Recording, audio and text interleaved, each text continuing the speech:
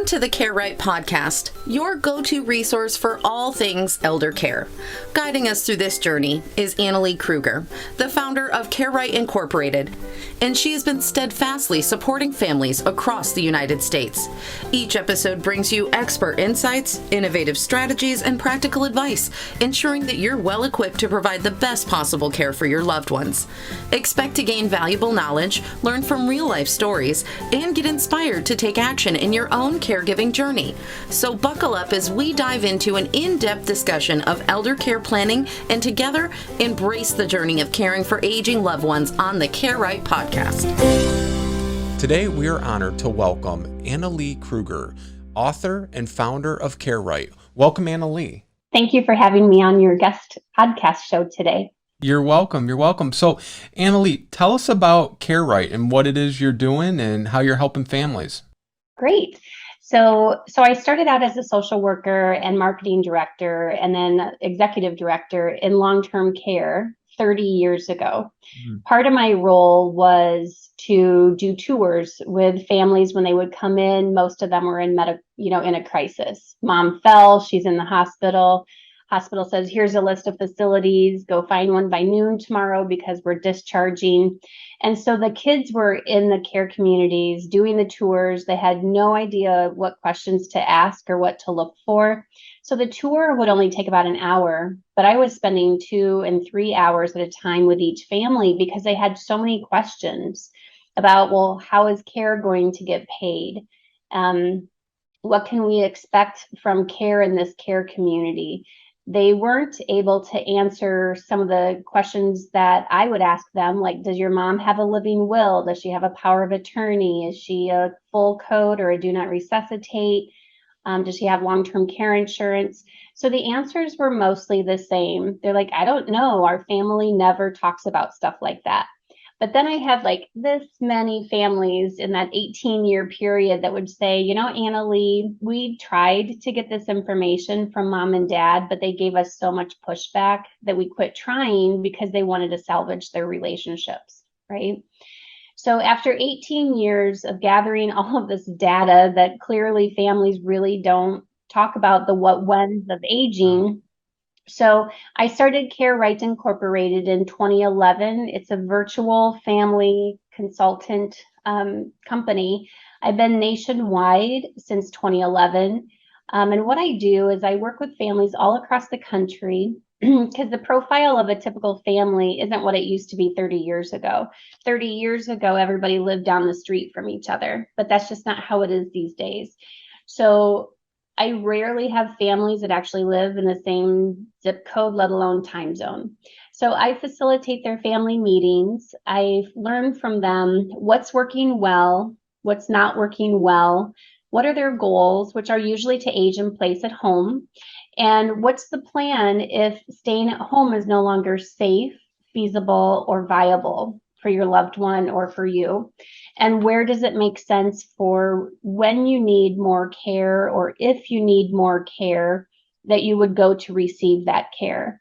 So, for example, if mom and dad live in Tucson, Arizona, but their 4 kids live in Ohio, Michigan, Wisconsin, does it make sense for mom and dad to stay in Arizona as they age, knowing that as they become more dependent and more vulnerable, and they're in and out of the hospitals more, and the kids, how realistic and feasible is it for kids to continually drop what they're doing and take time off work and take time away from their families to kind of come to the rescue and figure out what to do? So it's called an aging plan that I work with families. So we look at care options in the communities that the kids live in, if that's the direction that they want to go, right? So if it means through the course of one of those family meetings that the family has decided, let's look at Akron, Ohio as an example, and we'll move mom and dad closer to where the daughter lives or the son lives, then we do the care matrix with what are home care options in their area.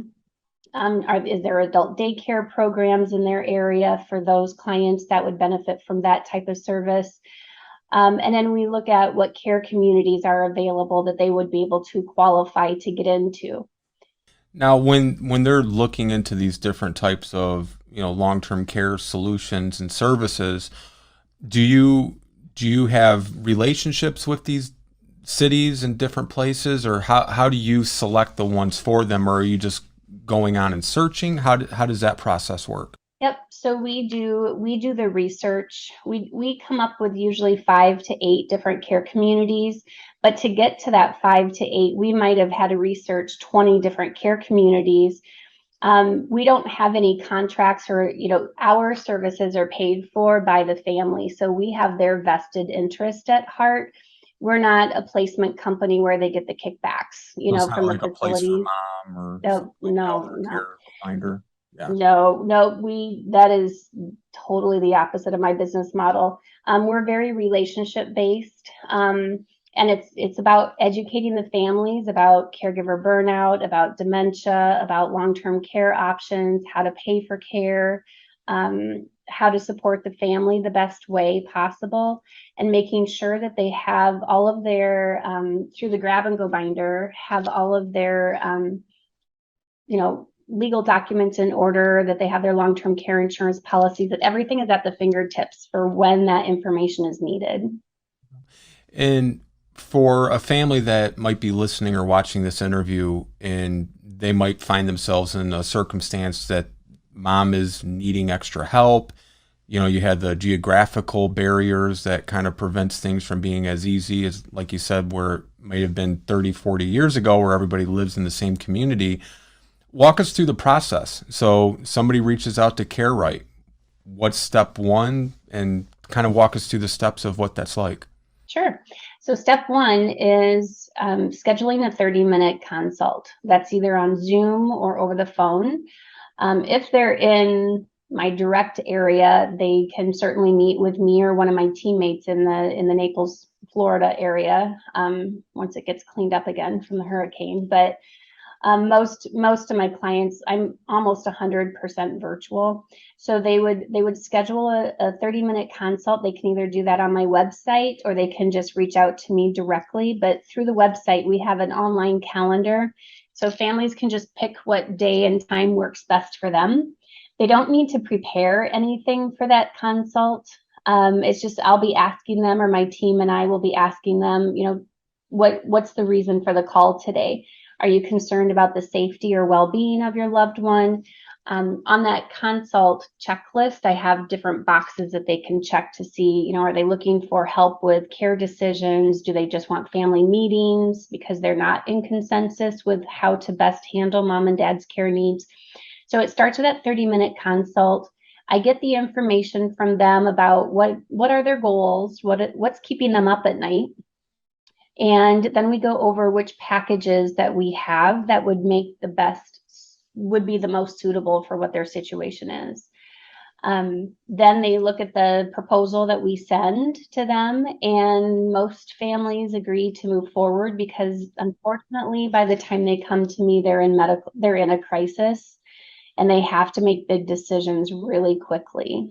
So most people, it makes sense to them to put an aging plan in place. They'll be like, "Oh, how did we not ever think of that?" And I said, "Well, because you're in survival mode. You're in the throes of caregiving, and it's hard to think clearly when you're truly just in survival mode, trying to get everything taken care of, plus manage your own life." Yeah, and you mentioned something that we see far too often, and that is people don't know what they don't know. Mm-hmm. Most children of their elderly loved ones, and they don't even always have to be elderly, they're not really thinking about those long-term solutions or long-term planning. And you have something called aging plans. What exactly does that mean when you help a family with an aging plan? Yep. So that's me facilitating their family meeting, or one of my teammates facilitating their family meetings. I find that most families don't know how to facilitate a family meeting, or don't even think about facilitating a family meeting. And they honestly don't know. They come to us so ill-informed that there's no way they could make smart decisions or informed decisions, because they're basing decisions off of wrong information, right? So for example, most people think that Medicare will pay for everything, like every single older adult expense, and that's just simply not the case. So, but when they think that, then they don't make good decisions, right? Or if they think that assisted living level of care is the same thing as a nursing home, then they're not making good decisions. So our model is very education based, and that way they can make those decisions that make the right sense for what their financial situation is and what their family's need is. Hmm. Right. And what are some of the most common issues that you guys address or that you hear about at Caring Right or Care Right? Caregiver burnout for sure. Mhm. So most people, 92, despite my best efforts at trying to get people to plan ahead and let's sit down and talk about the good, the bad, and the ugly of aging now versus at the crisis mode, 92% of my clients come to me in crisis. The caregiver is completely burned out. They have maybe used up all their vacation days or their FMLA, or the primary caregiver spouse might have just had a heart attack or stroke or died because they didn't have enough supports in place to help manage the care of the person receiving the care. And then just with a pandemic, families panicking because they couldn't travel to check on their vulnerable adults that were still living at home or in a care community, and they couldn't communicate with them at all. Other predicaments families find themselves in that they work with us on is just quality of care issues. Because they don't know what they don't know, they don't do the research of these different care communities, and so they plunk their loved one into a care community, not realizing that maybe that's a poor performer or that they've got staffing issues, which now most of them do. But they don't do their research because they don't know what they don't know. And then they put mom or dad into a care community and then find that it's not meeting their needs or their expectations, or they didn't have enough money to sustain living there long enough. And now that mom and dad are adjusted in the care community, now they have to go find someplace else for them to live because maybe that care community is private pay only. Right. So it's really, that's why I say it's really education based. It's really kind of curriculum based. There's over 25 different components to an aging plan that I do with my clients that purchase the comprehensive aging plan, so that they can make smart decisions and they can understand how to pay for care, and that they don't have to get burned out as a caregiver, because if there's enough supports in place for mom and dad at home to be healthy and vibrant and successful at home, then the kids don't have to constantly drop what they're doing and leave their jobs to tend to these issues that continually come up when there's not enough supports in place. Right, and that's a far too common issue is the caregiver burnout, and then you have the sandwich component, the sandwich generation component, and just having a service like Care Right, giving these families that extra support and kind of almost like a roadmap is really remarkably beneficial for them. What are the three? You mentioned you have three different packages or plans. What are the differences between 1, 2, and 3? So one of the packages is more of like an introductory aging plan, giving them the lay of the land, like what home care can do. If their goal is to age in place at home, that can definitely happen, but you have to have the supports in place to make that work, right? So it's educating them about the benefits of aging in place at home, how to make that happen. So what can home care do? What's the value proposition of home care? What all can they do? I have clients that already receive home care because we join in the family's journey wherever they are, whether they're already in crisis or they're proactively planning, and we work with whomever they already have in place for professionals that they're already working with. But I have so many families that are receiving home care and they didn't even know that the aide could take them to doctor's appointments, or that, they don't understand necessarily that there's so much more that the home care companion can help them with. And they're like, oh, I had no idea. Well, is that through a company or is that when they're hiring them privately? Both actually. Really? Both. Okay. Yep. And I've had families that didn't realize that they could adjust the care plan with a home care company. They're like, no, we're only going to get 20 hours of care from them. And I'm like, no, you can always adjust that and get more. So Yeah. it's really educating families and letting them know that they've got great supports in place. We need to maximize it. Right.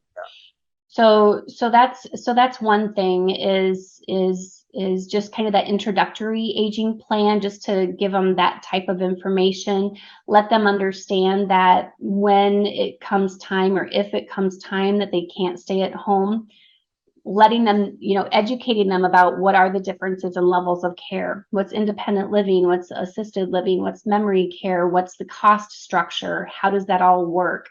How do you qualify for those types of different care communities? Letting them understand, long-term care insurance, if your loved one has it, let's look at that policy so that you get more familiar with it. So if or when the time comes you need to engage with it, you're familiar and you're not dusting it off at the 11th hour trying to figure all this stuff out. So that's like kind of my most introductory basic package. And then because of the pandemic and the fear involved with having loved ones in these care communities, I created because you always have to listen to what the market says, right? Yeah, absolutely. So people were pulling their loved ones from the care communities, and they were doing everything in their power to keep their loved one at home, leveraging families who were not at the office anymore because of the pandemic. So I created another package that is me facilitating the family meetings, or my team and I facilitating the family meetings and helping them understand care options, but not care communities, right? Because they were really trying to keep their loved one out. Sure. So really maximizing home care, the value of home care companies and how they could make that work using a layered approach with maybe adult daycare or home care. Because of the staffing shortages, some of my clients have 2 or 3 different home care companies working with them to fulfill those shifts, like those 24/7 shifts, right? Yeah. And then that comprehensive package, there's kind of two variations of that. It can be just the comprehensive aging plan, where again it's facilitating those family meetings, it's doing that care matrix, all that research. One geographic location for those care matrices takes my team about 30 hours to put that spreadsheet together, make the phone calls to all the care communities, call the home care companies, get the information on adult daycare, find out if there's certified aging in place specialists in that area. So it takes us about 30, sometimes 35 hours per matrix location. So it's labor intense. But if we didn't do that for those families, that's why they end up making poor decisions, because they don't know what they don't know. Or they're prematurely putting their loved ones in a care community because they didn't know that home care can do all of this stuff, or that there's aging in place specialists that can help remodel that house to make it more senior safe. So now, do you guys always work in the background, in the sense that after a family, retains your services and you help and they get placed, or they find the right home care company to serve them, or whatever the long-term care solution would be, do you ever advocate for that family as well? And like, you would call the home care company and act on behalf of the family as well?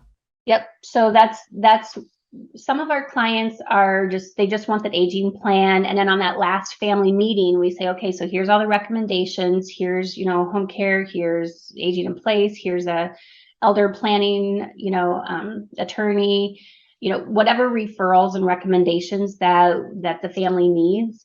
Then I'll say, okay, so here's the aging plan. Here's what needs to be done. And because they come to us in crisis, things are pretty messy and they don't have things buttoned up at all. Or they have expired power of attorney documents, meaning the person that they named 25 years ago is either dead, demented, or they don't have a relationship with that person anymore.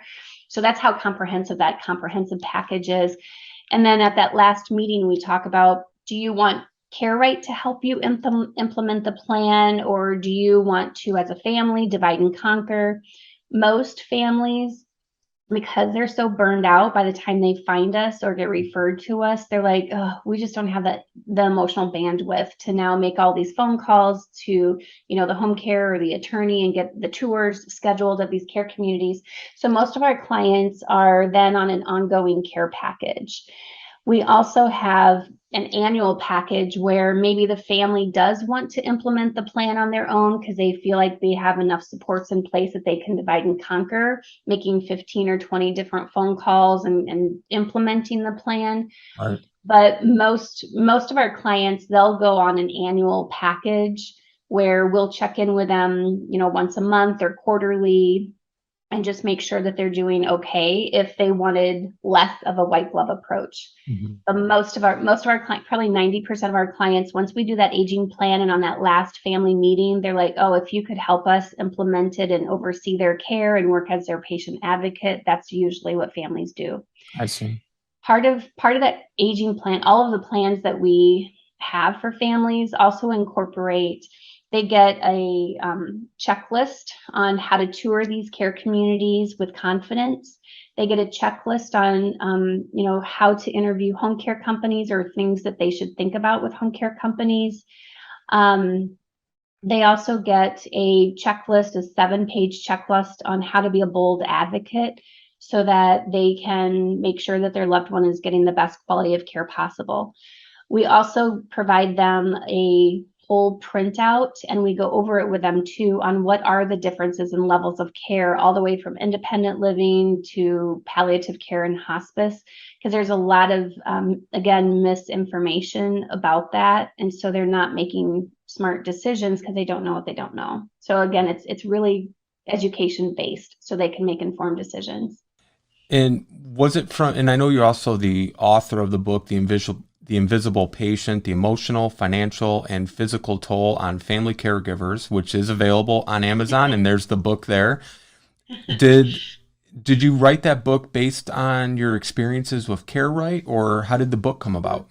The book came about because for me to be able to try, there's there's statistics all over the place, but there's 65.7 million family caregivers out there in the United States. And for CareRight to try to reach as many of them as we can. And I understand that not everybody might be able to or not interested in a white glove approach aging plan process. So I wrote The Invisible Patient so that I could reach more families and educate them, because my brand is about educating families so they can make informed decisions. So in the book, The Invisible Patient, it's jam-packed with checklists and how to facilitate your own family meetings. It's everything that I do, white glove approach, in a book. And the purpose is to reach more families so that they can either try to do their own aging plan using my book as a manual or a reference guide. It came about because I've had literally hundreds and hundreds and hundreds of families say, I wish there was a manual for what to do with mom and dad. So I wrote one. Okay, that's wonderful. And they can get on Amazon. Is it available on your website as well? It is. Yep. It's available on the website. We just have the link that goes to Amazon. Okay. The reason why I have the cover as a bench, a lonely bench, is because caregiving, when you don't have enough supports in place, can be very lonely, can be very isolating, and can be very depressing and full of angst. And it does not have to be that way if you have a plan and you start having family meetings and communicate about the what whens of aging. And the other thing is too, when you asked about what are some of the common things families come to me about, it's dementia progression. They really don't understand dementia. And they wouldn't, because most of them are in uncharted territory. But I can always tell when I'm working with a family who may not have been educated or taken time to educate themselves about dementia, when they say things like, well, if dad's dementia gets worse.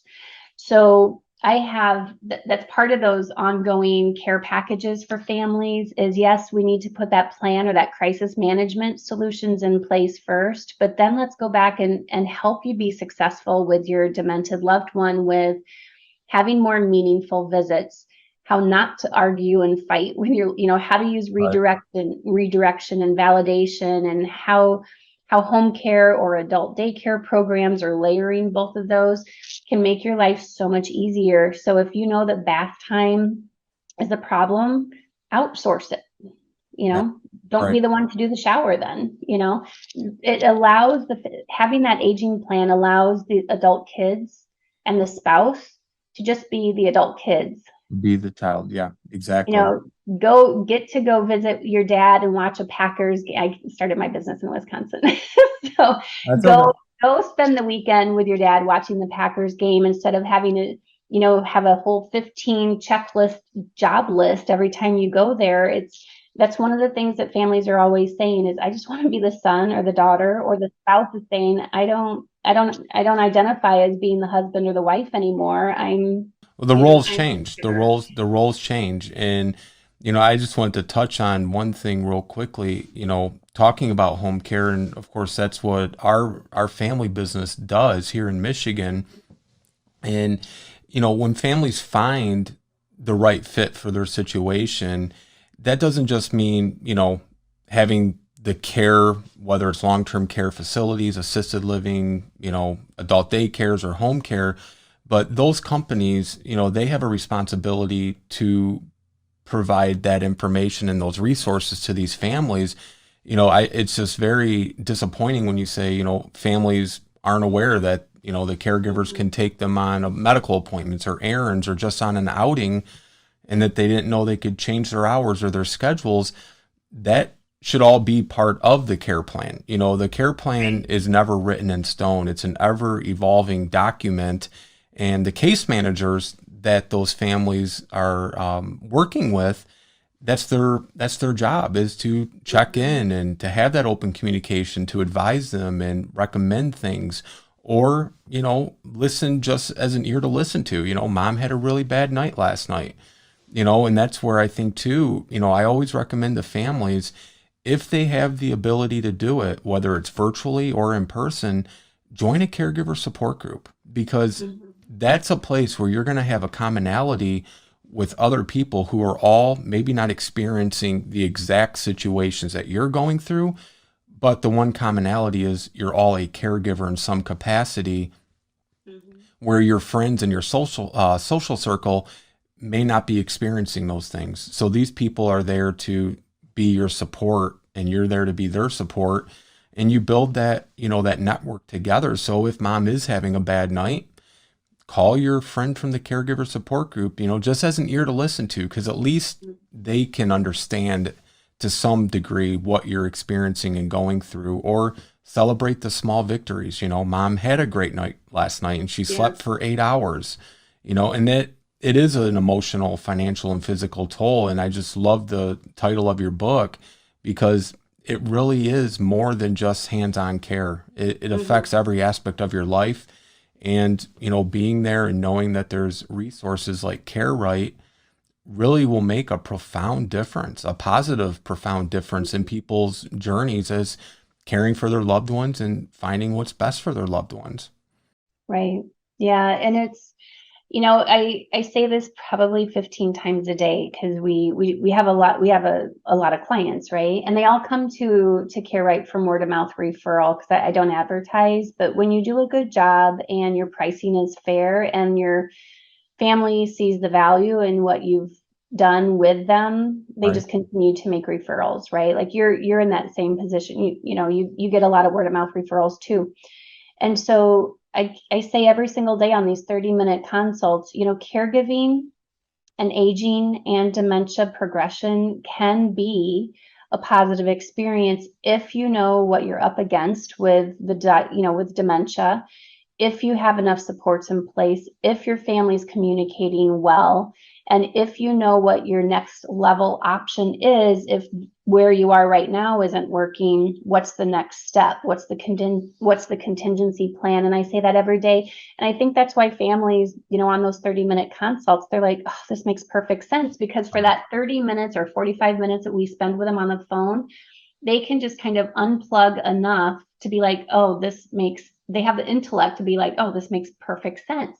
Even with the dementia progression, or chronic disease progression, families, I call it that caregiver snowball. It starts out kind of manageable, like, oh, sure, I can come over once a week. And then the next thing they know, they're not only just dropping off groceries, they're giving mom a shower, they're helping her in the toilet. Now they're changing her bed linens because she had an accident. Now it's become a part-time job, and now they have to take vacation days to coordinate doctor's appointments that one doctor's appointment can take all day, All right? day. Right. And it doesn't have to get to that point if you have enough supports and services in place and you're communicating as a family. So even though 92% of my clients come to me in crisis, 85% of those families, because they're so burned out or they have so many perceptions about aging and quality of life and how to spend the inheritance, I'm doing mediation with 85% of my clients because they're so burned out, or they don't understand what they don't know, right? Absolutely. And as far as that online support group too, because I'm trying to do everything that I can in my power to reach as many families as possible. So I also started the CareRight Family Caregiver Solutions Facebook page, it's a free group. And every day we put content in there or information about self-care. What is an aging plan? What does home care do? And you're going to be a guest on my podcast next week. And that's going to end up in the group so that they understand what home care can do for them. And then every week, every Wednesday at 3 p.m. Eastern, I do a Facebook Live. So like yesterday, I talked about warning signs of caregiver burnout and, what are the role changes that you may expect, with not always feeling like being the son or the daughter or the spouse, right? So that was our topic yesterday. So every Wednesday at 3 p.m. we have a Facebook Live where I share information that's going to help these families be more successful. Now, if they want to learn how to develop their own aging plan, then they can take my class on where I walk them through how to facilitate your family meeting. Everything that I do white glove approach, I've created modules, and I'll teach them as a group how to develop their own aging plan. Wonderful. Well, we are going to have the links to your Facebook group as well as to the book and to the CareRight website and all of your social media platforms. And it's just been a wonderful conversation that this work that you're doing at CareRight is just remarkably, remarkably needed. And it's tremendous that, you've taken this on as your mission. And I know you're positively affecting lives all over the world. And we just really appreciate your time with us here today. Well, thank you so much for having me on as your guest today and all that you do. So everything that we do is important for these families. That's right. Best success. Absolutely. Thank you so much, Annalee. You're welcome. Thank you. Thank you for tuning in to the CareRight podcast. We hope today's discussion has provided you with valuable insights. If so, don't forget to like, subscribe, and share our podcast with others who might find it helpful. Remember, CareRight is more than just a podcast. It's a community dedicated to supporting family caregivers with comprehensive care planning, crisis management, and resources for every stage of aging. Stay connected with us for future episodes as we continue to explore essential topics in aging planning, elder care, and financial planning. Until next time, take care, plan wisely, and remember, you're not alone in your caregiving journey.